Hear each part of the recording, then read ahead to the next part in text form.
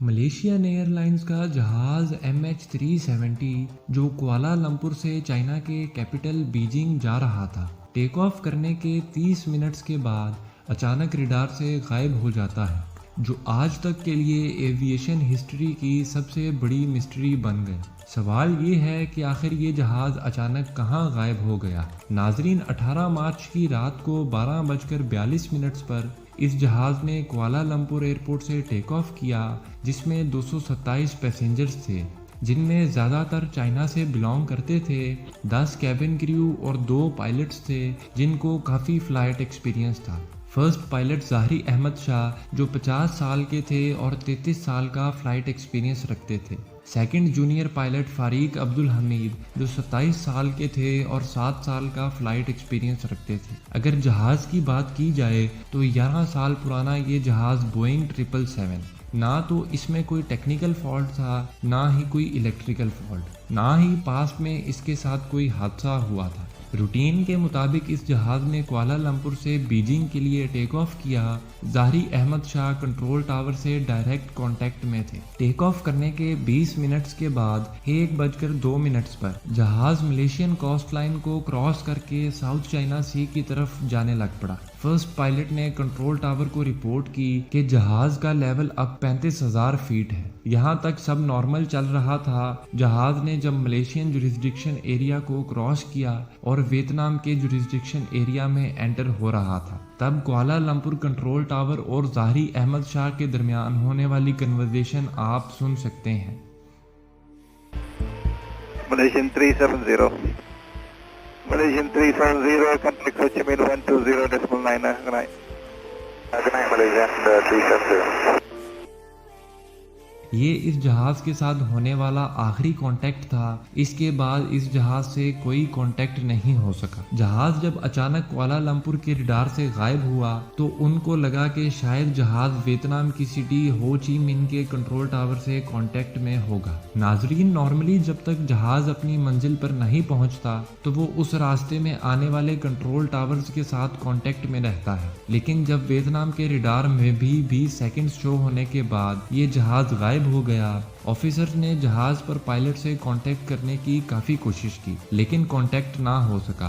18 minutes की कोशिश के बाद ऑफिसर्स ने कुआलालंपुर के कंट्रोल टावर को इस सिचुएशन के बारे में अपडेट किया। नॉर्मली ऐसी सिचुएशन में नाजरीन रेस्क्यू सेंटर को 1 घंटे के अंदर इन्फॉर्म करना होता है, लेकिन कुआलालंपुर कंट्रोल टावर ने 4 घंटे बाद रेस्क्यू एरोडायनामिक सेंटर को इन्फॉर्म किया। तब तक काफी देर हो चुकी थी। अब सुबह के 6:15 हो चुके थे और ये टाइम था जब जहाज को बीजिंग लैंड करना था। सबको उम्मीद थी कि जहाज बीजिंग लैंड करेगा, लेकिन जब वहां से भी कोई अच्छी खबर ना मिल सकी तो 6:32 पर एक कंबाइंड सर्च ऑपरेशन स्टार्ट किया गया, जिसमें 7 कंट्रीज की 34 शिप्स और 28 एयरक्राफ्ट ने हिस्सा लिया। इस जहाज को साउथ चाइना सी और गल्फ ऑफ थाईलैंड के बॉर्डर पर तलाश करना स्टार्ट कर दिया गया, लेकिन 4 दिन की मेहनत के बाद भी जहाज का कोई नामो निशान नहीं मिल सका। चौथे दिन एक ऐसी न्यूज मिली जिसने सबको हैरान करके रख दिया। जब जहाज कुआलालंपुर के सिविल रडार से गायब हुआ था तो उसके बाद वो एक मिलिट्री रडार पर 1 घंटे के लिए देखा गया था, जिसमें वो अपने गायब होने वाली जगह से राइट टर्न हुआ।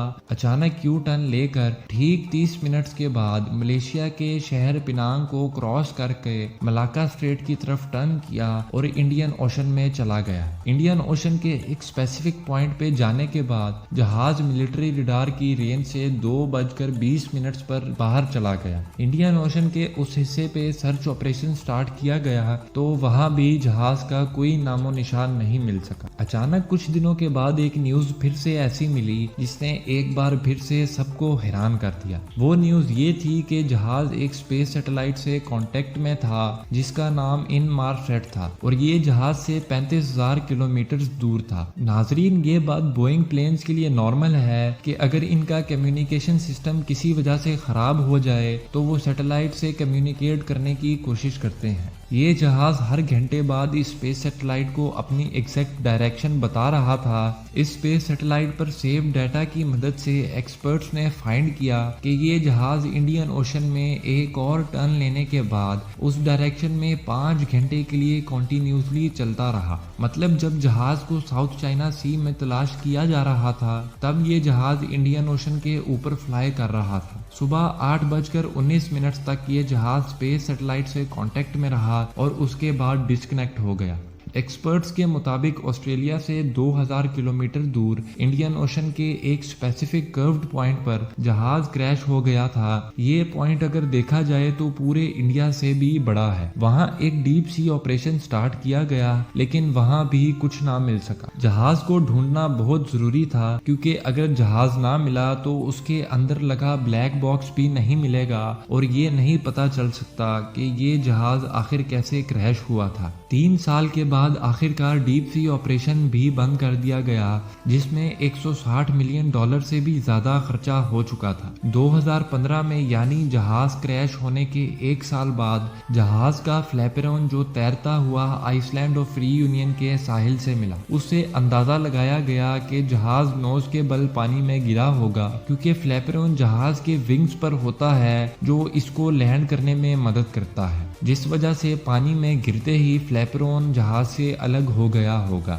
اگلے کچھ سالوں میں جہاز کے کچھ اور حصے افریقہ میں مختلف جگہوں سے ملے لیکن نہ ہی جہاز ملا اور نہ ہی اس میں سوار کسی انسان کا پتہ لگ سکا۔ کچھ ایکسپرٹس کا ماننا ہے کہ شاید پلین ہائی جیک ہو گیا تھا، کچھ کا ماننا ہے کہ شاید پلین کریش ہو گیا تھا، لیکن آج تک کوئی بھی اس پلین کے بارے میں ایگزیکٹ نہیں بتا پایا کہ آخر اس پلین کے ساتھ ہوا کیا تھا۔ ایسی ہی ویڈیوز دیکھنے کے لیے چینل کو لائک، سبسکرائب اور شیئر کرنا مت